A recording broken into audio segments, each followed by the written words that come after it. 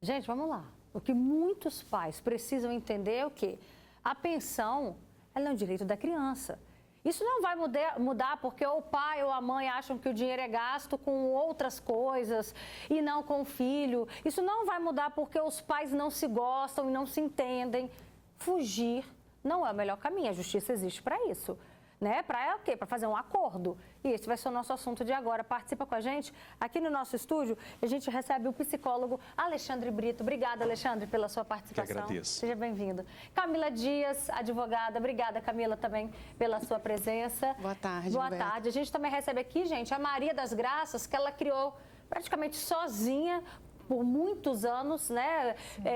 Os filhos, teve que se desdobrar. Daqui a pouco você vai contar pra gente sobre a sua história. Agora, Camila, nesse caso específico, demorou 7 meses para a justiça localizar. Ele usava estratégias ali, de uma hora está no endereço, outra hora está em outro, né? Por que leva um tempo todo desse? Porque a gente sabe que, às vezes, isso arrasta-se por anos, né? Se a gente for trazer para um outro caso aqui. Sim, no caso ali do humorista, ele estava fugindo. Então, como é que a gente faz, né? Então, eles precisaram de parar para fazer uma investigação à parte para poder fazer a localização do devedor, que a gente chama. Então, é realmente algo corriqueiro isso. Os devedores, quando sabem que estão sendo procurados, eles tendem a dissimular, né, os seus locais de trabalho, sair de onde eles estão, quando o mandado já está na rua, que a gente fala assim, né, vulgarmente chamando. E aí eles... que nem no caso também do Carlinhos, ele passou a não ter mais bens, não tem bens no nome dele, para não ser localizado. Porque primeiro, Roberta, antes de sair para uma prisão, o mandado de uma prisão, a gente tenta, enquanto advogados, localizar o dinheiro de uma outra forma. A prisão ela é a última opção, né? O que quer que seja cumprido o débito. Então, ele conseguiu fazer de todas essas formas até chegar aí, se esquivar, né, do débito. Esse caso do Carlinhos, gente, eu me lembro desde o início, é um caso muito antigo. Desde o início ele alega até mesmo situação de alienação parental, que ele queria ver a criança, a mãe não deixava. Pode misturar as coisas? Eu estou pagando pensão, mas a mãe não deixa, então eu vou parar de pagar. Não, nem isso e nem o contrário. Nem o fato do alimentante, que a gente chama, né? Quem tem que prestar os alimentos, por um motivo não pagar. Do outro lado também, ela não pode deixar outra pessoa, que no caso a maioria das vezes é a mãe, deixar o filho de ver. Então, nem quem deve pode ficar impedido e nem a outra pessoa. Então, assim, são assuntos separados na justiça, né? O melhor interesse é o da criança, então esses problemas a gente resolve na justiça. Se um homem está devendo, se uma mulher está devendo, ou se ele está achando que está sendo praticada alienação parental, tem que entrar com uma ação à parte. Agora, romper a convivência sem medida judicial, não. Maria, como é que foi para você criar 2 filhos até ali aproximadamente 12, 13 anos de idade, sem nenhum suporte, principalmente também financeiro? Então, foi muito difícil, porque quando eu me separei do pai deles, que eu tenho um casal, que hoje são adultos, o meu filho tinha 3 anos de idade e a menina tinha 2. E eu estava no momento desempregada, eu me separei, tive que trabalhar, finais de semana eu fazia extras, trabalhava de domingo a domingo. Foi assim, muito sofrido, muito difícil. E eu tentei o acordo, né? Amigável com ele para dar pensão desde da separação, mas não teve acordo durante anos. Né? Esse acordo só foi feito quando meu filho estava com uns 14 anos, com 12 anos, na verdade. Né? 12 anos, os seus filhos. No caso aí do filho do Carlinhos, né? Hoje, o que era uma criança, hoje já é um adolescente, tem 14 anos. E aí o filho já começa a ter percepção. E começa, Alexandre, tirar as próprias conclusões. O que isso pode trazendo, acarretando no psicológico dessa criança que vai crescendo, vendo, assistindo a falta de apoio de uma das partes? A gente percebe que o prejuízo na criança pode ficar muito evidente, porque além da questão da pensão, é muito comum que alguns pais também não sejam pais, não exerçam, né, essa presença, né, não de alguma forma façam uma presença com um afeto. E isso faz com que a criança também tenha esse prejuízo na educação. E muitas vezes esses pais também estão muito mais interessados na sua própria situação financeira do que na educação dos filhos. Então, muitas vezes pode acontecer isso, de negligenciar a criança de diversas formas, e isso pode causar uma série de situações em relação à criança com essa sensação de abandono, de se sentir indesejada. Isso tudo tem consequências, né? Que a gente sempre traz a importância dos afetos, a importância dessa presença. Então, de fato, pode acontecer de, nessa relação entre um afastamento em relação à criança, porque a criança acaba sendo negligenciada, pois muitas vezes os adultos têm conflitos no mundo dos adultos. Eu gosto de fazer essa divisão didática, né? E que envolve o mundo das crianças, né? Então, acaba usando a criança também, em alguns casos, também nesse processo de separação, como forma de vingança, como forma de subornar, né? Como forma de negociar, enfim, o outro lado, né? O pai ou a mãe. Então, a criança, ela sente, Roberta, ela sente que ela não tem lugar no mundo, ela sente que ela não é desejada pelo próprio pai, ela pode sentir que ela, inclusive, está atrapalhando. Então, a autoestima, toda uma série de situações em relação à criança, a saúde mental da criança, começa a trazer uma série de prejuízos. Ela começa a ter dificuldades para entender as coisas, porque é interessante para ela não entender. Porque se ela entende que ela não é desejada, isso já tem um custo muito grande para a saúde. É uma forma de negação, Alexandre? Ela tenta, de alguma forma, ignorar, mas ela sabe já. Quando você tenta ignorar, é porque você já sabe. Então, a criança, ela passa por isso, de sentir, às vezes ela sente com o corpo, ela não consegue expressar em palavras tão bem, mas ela percebe que ela também é ignorada, ela começa, de alguma forma, a ter esse prejuízo. Então, ela pode ficar hostil, ficar isolada, enfim, cada criança vai ter sua reação. Mas, no final das contas, se sentir indesejado é um dos piores sentimentos que a gente pode perceber numa pessoa. E numa criança é ainda mais grave, porque ela não tem muitos recursos para lidar com isso, e é aí que é importante que a gente tenha atenção à saúde mental dessas crianças. Seus filhos sentiam isso? Eu acredito que sim. Meu filho era muito retraído, muito quietinho, muito na dele, nunca foi de se abrir muito, mas a minha filha, eu percebi que ela sentiu também bastante, porque teve uma época, principalmente na adolescência, que ela ficou muito rebelde, né? Ela queria as coisas na hora dela, ela começou a ficar muito revoltada, muito nervosa. Eu senti que isso abalou muito, porque não tinha a presença ali paterna, né? O pai quase não ia visitar. E como que você conseguiu, então, reverter essa situação da pensão alimentícia? Eu conversei com ele depois de muito tempo, a gente teve um acordo, mas eu tive que entrar na justiça, né? E ele concordou, porque... mas foi muito difícil no começo, né? Ameaçava. Só o acordo de boca não dava em nada, né? Não, aí eu tive que, de tanto lutar, eu vi que não tinha jeito, eu tive que entrar mesmo na justiça.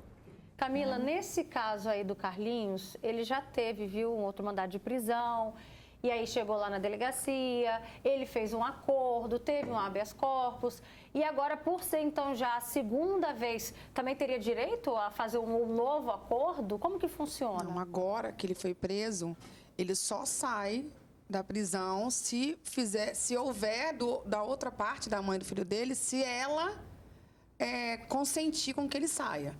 São até 3 meses de prisão por débito alimentar. Então, agora ele vai ficar preso, ou ele paga o débito, ou ele faz um acordo com ela, o que eu acredito que não vai acontecer, porque ele já descumpriu outros acordos. Então, por muitas vezes, quando os devedores são presos, eles utilizam essa chantagem emocional também. Estou aqui porque sua mãe me colocou. Se a sua mãe quiser, ela me tira. Eu sei porque eu já tive clientes e já ouvi desses clientes dessa forma. E aí, do outro lado, as mulheres se sentem, né, que a gente está falando aqui no caso de mulher, culpadas por algo que elas não fizeram. Porque quem deve, são eles. Então, agora a gente vai ficar acompanhando para ver, né? Mas assim, Roberta, para chegar a esse ponto da prisão, uma série de tentativas foi feita até ali. Então, agora ele vai cumprir. Vai resolver? Não vai, porque uma coisa está preso, né? Ou ele paga ou ele fica. Então, vamos ver agora se realmente ele não tem dinheiro, se realmente não vai aparecer algum amigo aí para dar um suporte familiar, porque ele vai ficar lá durante esse período. Olha só, estão chegando vários comentários aqui nas nossas redes sociais. Manda pra gente também se tiver alguma dúvida. quiser trazer o seu relato. A Carmelita da Luz, beijo, dona Carmelita, ela diz: boa tarde, Roberta, meu marido nunca deu pensão, ele dizia que eu ia gastar com homens, né? Quando o meu ex-marido faleceu, ela foi no INSS e recebeu, só depois de morto que ela foi passar a receber algum dinheiro, mas ela sempre trabalhou dignamente para poder criar os filhos. E aí a gente vê esse caso aí do Carlinhos, que ele dava ali até por um período, né, R$500 e ainda queria cobrar uma justificativa ali para os custos, né? Queria que ela comprovasse com o que estava sendo gasto. Até onde pode ir essa cobrança? Com o que você está gastando? Eu preciso... E cá entre nós, né? No padrão de vida que eles vivem, R$500... Não, uma piada. Né? Não é nada. Esse valor já é uma piada no caso dele, né? Que a gente tem uma noção de que possa muito mais do que isso, e ainda mais exigir uma prestação de contas, que a gente chama. Essa não é uma ação comum, não é uma ação que qualquer alimentante pode sair ingressando na justiça para poder ter, né, noção de onde está sendo gasto a pensão, até porque as pessoas que administram, elas não são funcionárias, para ter que ficar passando informação a respeito disso. Em casos muito específicos, existe essa possibilidade. Eu já vi pouquíssimas vezes. Por exemplo, numa pensão que a gente sabe que é alta, e aí a criança, sabe, está numa escola, às vezes, pública, ou está andando mal vestida, aí, né, a gente pode estar requerendo, porque precisa de mostrar por que não está podendo, mas aí nós estamos falando de uma pensão com um valor realmente alto, né, ou justificável, e do outro lado uma situação onde você veja que a criança não tem. Agora, simplesmente, isso é muito comum, essa forma de violência contra a mulher, simplesmente porque eu acho que não está usando do jeito que eu quero a pensão, que não está sendo aplicada da forma como eu acho que deveria ser melhor, não pode. Não, se não está concordando, o que faz então? Pede a guarda da criança, né? Paga as contas, vê se com R$500 dá para resolver alguma coisa. Nem se tivesse casado, R$500 daria, não, né? Nem se tivesse, né? A gente sabe dessa realidade. E aí o que a gente percebe, Alexandra, é que começa uma picuinha, um contra o outro, o pai contra a mãe, e acaba esquecendo da criança. E aí tudo que vai pedir acaba sendo uma ofensa para o outro lado. Como que os pais, né? Não vou falar nem o ex-casal, né? Os pais poderiam resolver uma situação como essa de forma que não afete a criança? A grande questão é essa nossa incapacidade de dialogar, né? Muitas vezes em situações de separação. E as pessoas acabam muitas vezes se afastando uma das outras de modo ruim, e não tem a capacidade de manter um diálogo sem agressão, sem ofensa, ou sem tentar atingir o outro o tempo todo. E depois que vira ex, parece que isso vira mira. Você pode ser ex e ter uma relação de amizade, não precisa conviver, mas assim, mas também não precisa continuar, porque o ódio ainda é um laço. Ter ódio em alguém é continuar ligado a essa pessoa de alguma forma. Você continua pensando nela, ela te consome na hora que você vai para a cama no seu travesseiro. Então, assim, é necessário que haja essa conversa, é necessário que haja um mínimo de respeito, ou até envolver terceiras pessoas que possam, quando a gente fala de briga de casal, hoje em dia, sim, a gente mete a colher. É preciso que haja isso, porque a gente vê muitas situações também de violência em relação à mulher, de violências acontecendo, né, nessas situações. Então, o machismo é muito presente, né, Roberto? A gente percebe ali o tempo todo que muitas vezes o homem abandona a criança, o filho, para que a mulher cuide e espera que ela faça tudo, ou nessa tentativa de dominar a mulher. Olha, não vou te dar o dinheiro porque você vai ter outros homens, como se ela não pudesse ter o que ela quisesse ter. Então, é muito difícil essas situações, mas é preciso, Roberta, tentar trabalhar a comunicação não violenta, o diálogo, o respeito e a vergonha. A vergonha é um grande problema. A gente tem vivido um mundo muito mais sem vergonha hoje em dia, porque eu não me entristeço quando eu sou a causa da sua tristeza. Porque a vergonha é isso, né? Eu sei que eu te deixei triste, eu sinto vergonha. A gente pode ver algumas imagens também, né? Quando a pessoa muitas vezes responde em alguma situação, numa delegacia, a pessoa às vezes está rindo, né? Ela não está demonstrando qualquer sinal ali de respeito pela situação, né? Então, não é uma piada, né? Não, né? A gente tem falado aqui de humoristas, mas não estão só de uma situação cômica. Mas parece que não há, muitas vezes, essa vergonha de estar nessa situação. Muitas vezes você vê a pessoa sorrindo em situações que deveriam assumir uma responsabilidade ou se sentir mal por ser causa de uma situação que pode prejudicar uma criança. Então, a tentativa de uma comunicação não violenta, um diálogo, uma abertura para o outro, né? Assim, colocar as armas na mesa, vamos colocar assim, e às vezes incluir o terceiro. Esse terceiro, inclusive, pode ser um mediador. É essencial, porque senão não vai dar certo. A Maricilda Borges também participa com a gente. Ela trouxe um detalhe, uma visão muito importante. Ela disse, antigamente os acordos eram concretizados com palavras e apertos de mão, né? Hoje os tempos mudaram muito mesmo, nem concretizados eles são válidos, né? Não há respeito algum, é muito triste. E você tentou isso na época, né, com o pai dos seus filhos? Várias vezes. E eles dois falaram uma coisa muito interessante, que quando a gente eu pedi o dinheiro, né, que é uma quantia, tentava esse acordo em dinheiro para ele me dar, sem precisar de ir na justiça, ele falava, não, eu vou te dar tanto de alimento. Aí ele tentou dar só o básico, porque ele falava justamente o que eles falaram. Ah, você vai gastar com um homem, coisa e tal, né?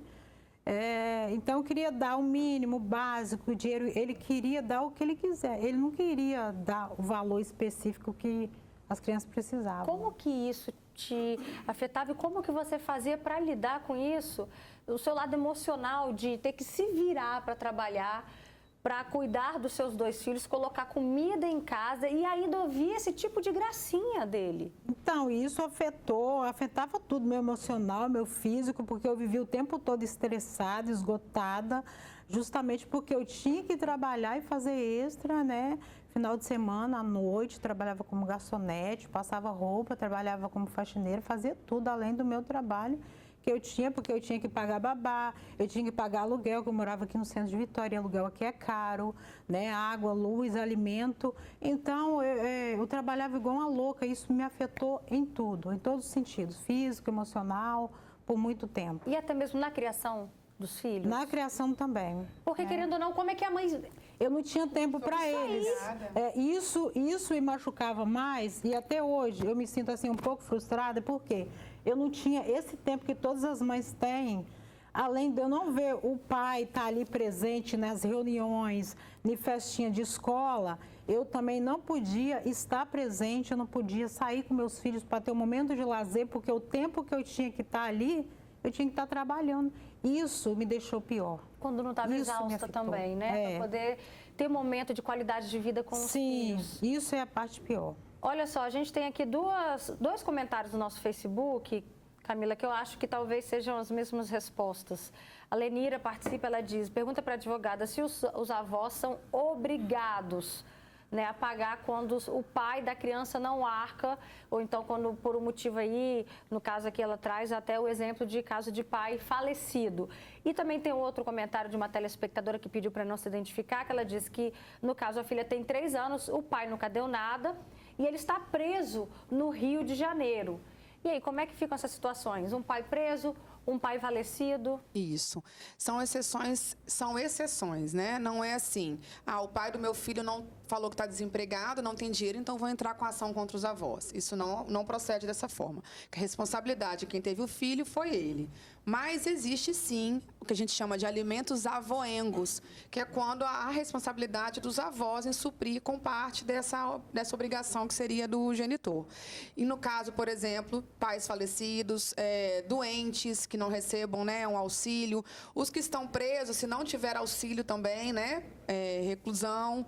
Então, assim, existem, sim, situações onde os avós podem ser responsabilizados, todos os avós. Na hora que a gente entra com uma ação de ação de alimentos avoengos, é contra avós paternos e maternos. Então, os 4, se forem vivos ou os que forem, serão responsabilizados, né, na medida do que puderem. Mas é o responsável pelas crianças que tem que entrar, não é a justiça que já encaminha diretamente. Não, é uma ação própria para isso. Por exemplo, o caso ali do Carlinhos, que ele alega estar desempregado. Então, a Aline, que é a mãe da criança, pode entrar contra os avós? Não, prioritariamente não, porque ele tem saúde para trabalhar.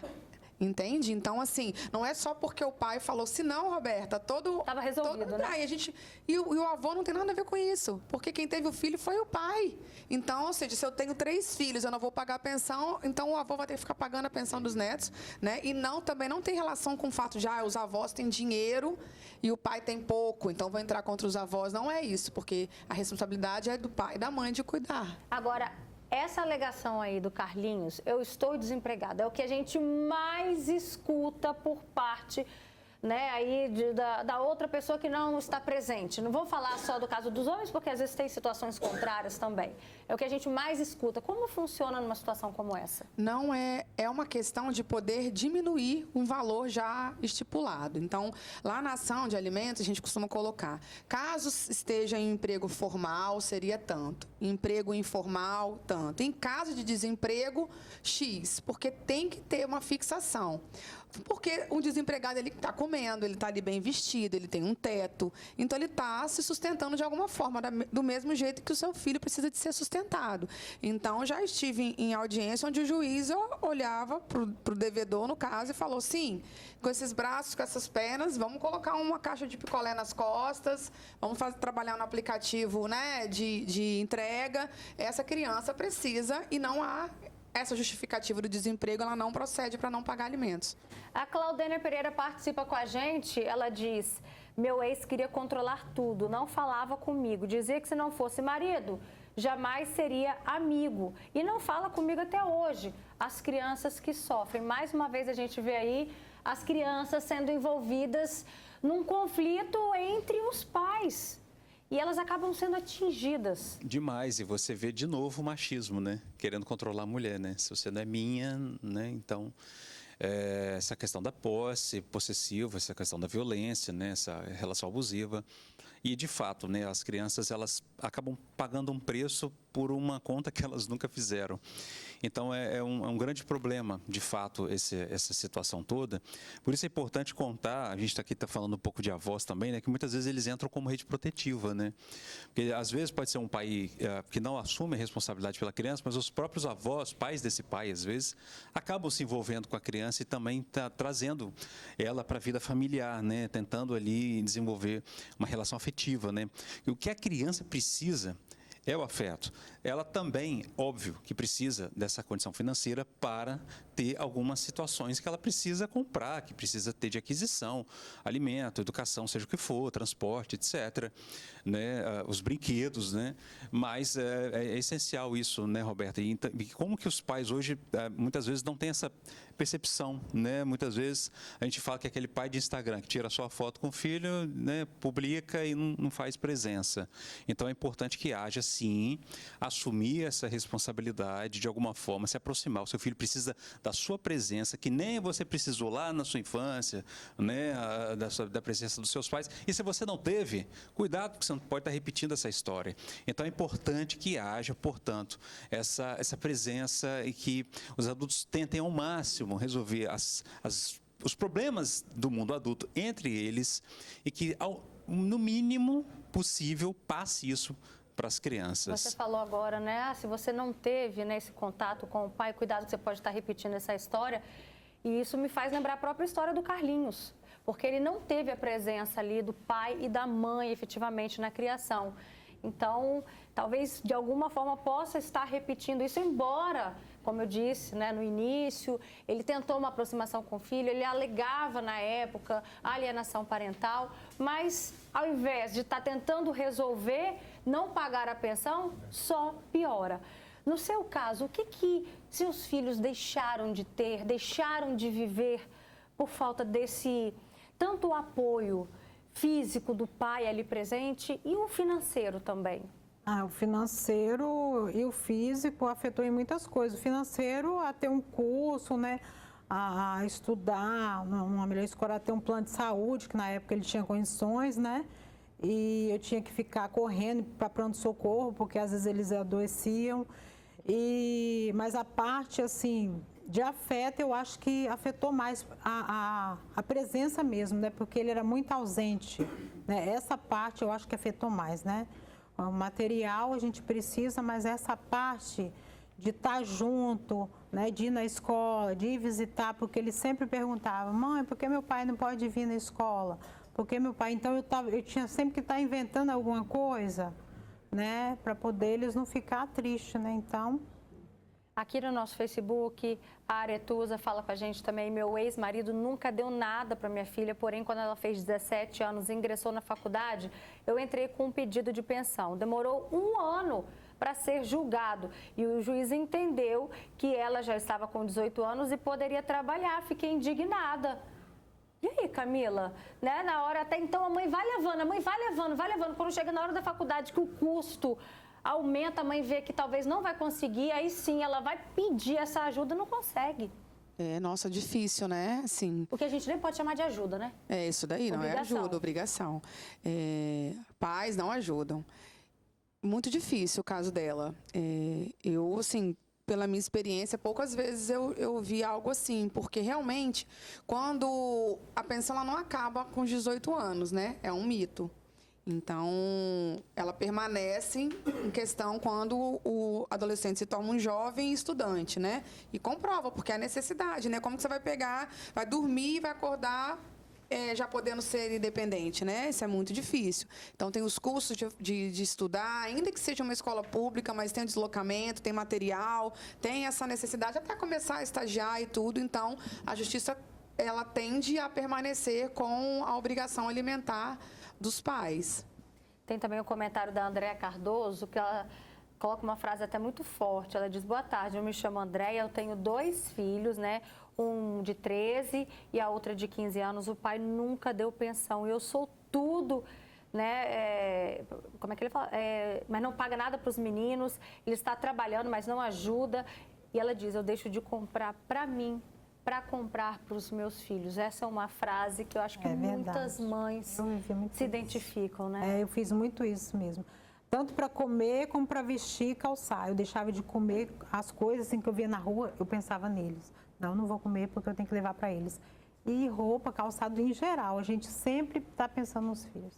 Tem mais comentários. Cadê? Chegaram mais aqui participações. A Maria das Graças diz: Roberta, minha filha, isso é xará. Minha filha entrou com um pedido de pensão e o pai dos meus netos sempre diz que está desempregado. Só que todo fim de semana está no bar. O que ela pode fazer? E aí, Camila? Comprovar, né? Então, assim, sempre vai ter uma forma de dizer, de mostrar que ele está trabalhando. Mas é aquilo que a gente já falou. A alegação do desemprego, ela não é suficiente para ele se isentar da pensão alimentícia. Só que só falando não adianta. Precisa entrar com um pedido judicial. Não existe acordo de boca, não tem como executar, não tem como ele ser preso e nem ser cobrado se não tiver ido à justiça. Então, minha indicação sempre vai ser procurar a Defensoria Pública, quem não pode estar pagando pelo serviço particular, e entrar com uma medida. Tá certo, gente. Agradeço a participação de vocês. Obrigada, viu, Maria das Graças? Obrigada também, Camila, Alexandre Brito.